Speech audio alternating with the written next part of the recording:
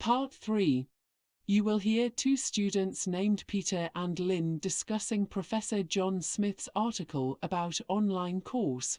First, you have some time to look at questions 21 to 26.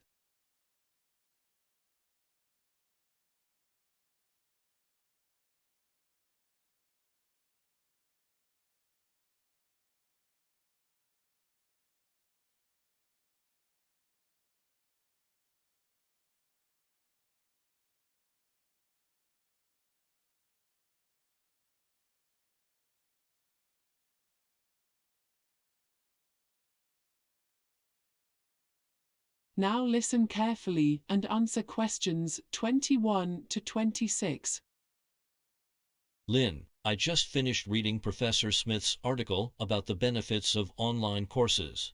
What are your thoughts on the article? Hi Peter, when I read that article, it was clear to me that Professor Smith does not favor the traditional methods of classroom teaching.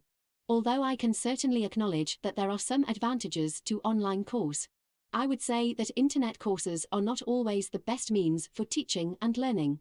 I think it's about time to revolutionize the old teaching style though.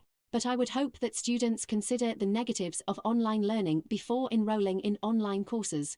This shouldn't be a big issue since online courses are so common these days. At least, I won't struggle so much. And Professor Smith points out that computer learning is well suited for some courses, especially the technical courses. Unfortunately, that theory doesn't work for me. What a shame. I got an A for that online computing course last year. Anyway, next part is personal interaction. I think the personal interaction offered by traditional teaching is overrated in the article and doesn't have much value. I think it's a distraction and that time could be better spent on the subject matter of the course. Oh, I disagree strongly, Peter. You're dismissing the benefits of face-to-face interaction between students and teachers in traditional classroom settings. The article says that learning is a two-way street, and it's much easier for students to learn if they can ask questions and have discussions with their teachers. I'm still not sure about that, but online courses can foster students' technological skills. In learning the subject matter online, students will gain the technical know-how they'll need in their future endeavors. I can't agree more. What do you think Professor Smith means when he says online courses should be flexible in time? That's essential. The point of learning online is to allow those who can't attend courses at fixed time. I agree. Before you hear the rest of the discussion, you have some time to look at questions 27 to 30.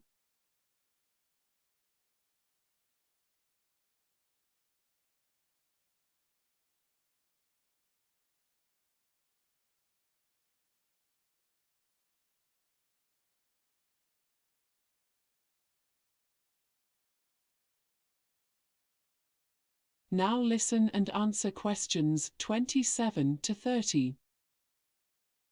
The second part of the article shares some thoughts about the use of internet on campus. I'm kind of lost in that part. Well, I think what he's trying to say is that students are already accustomed to doing their research on the internet, although some people say computers could be better used for other purposes. He emphasizes that many teachers are already instructing students to use the computer as a research tool. Thanks for clarifying that. What about the next part saying that students are divided? Do you know what that means? Well, it's certainly not that some students are afraid to use computers. They're already well accustomed to that. You're right about that. Most students already use the internet as their primary source for news and information. Professor Smith probably intends to say that computers are not easily accessible and available to all students.